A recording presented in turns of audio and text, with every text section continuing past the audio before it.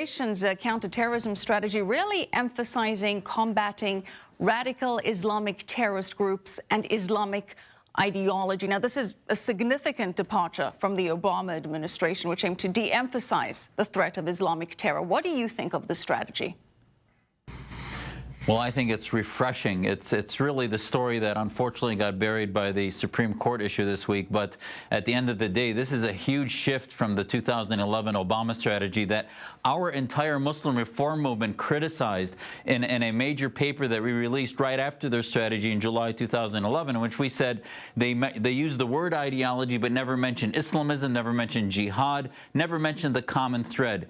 This counterterrorism strategy is refreshingly honest. It talks about the common thread, talks about the fact that even though ISIS is on the verge of being decimated, the ideology will keep coming back as a whack-a-mole to Al-Qaeda, to Palestinian Jihad, to Hamas, etc. So basically, this is an honest strategy given to the American people as a roadmap of what the Trump administration is planning to do. We saw the absence of the term CVE.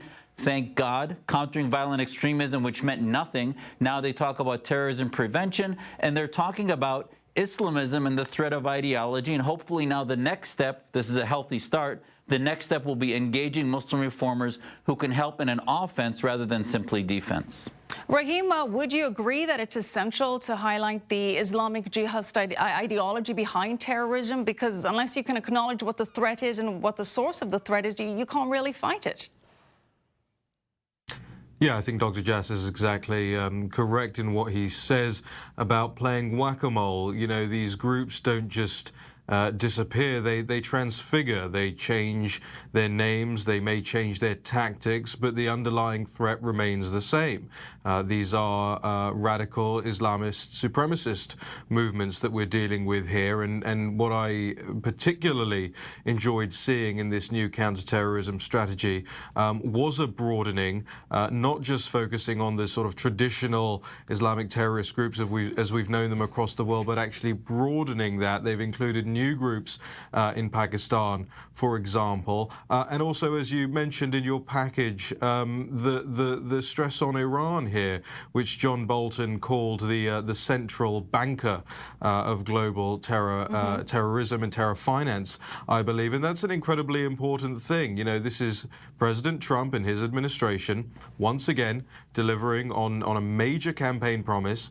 ISIS was sort of steadily defeated over the course of last year, and now that allows the US and its allies around the world to shift their focus onto where other threats may lie. So this is, I think, a very interesting development, a very positive development, but it's a shame, as Dr. Jasser said, that it's been overshadowed by Democrats on Capitol Hill leaping and screaming about Justice Kavanaugh.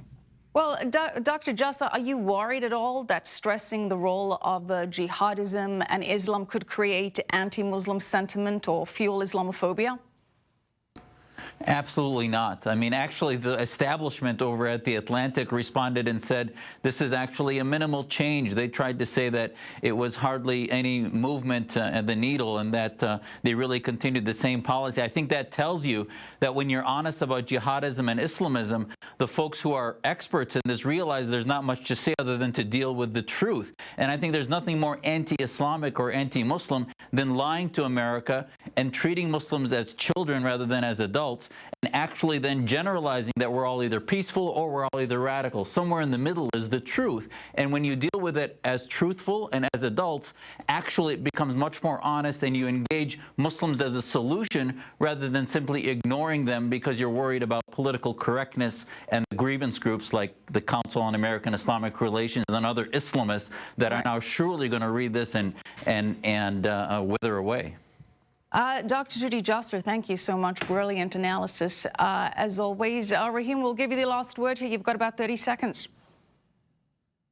Yeah, look, I want to stress that while the Obama administration thought that climate change was the main driver or one of the main drivers of global Islamic terrorism, this administration is actually taking it seriously, and it bodes very well for fighting off not just the ideology, but also fighting back against these nonsense Islamophobia claims. The real Islamophobes, as Dr. Jasser said, are the ones who protect radical Islamic terrorists within Muslim communities, and I think this strategy changes that. All right. Thank you so much, Raheem, Kassam, and Dr. Zuhdi, Jasser. Appreciate it.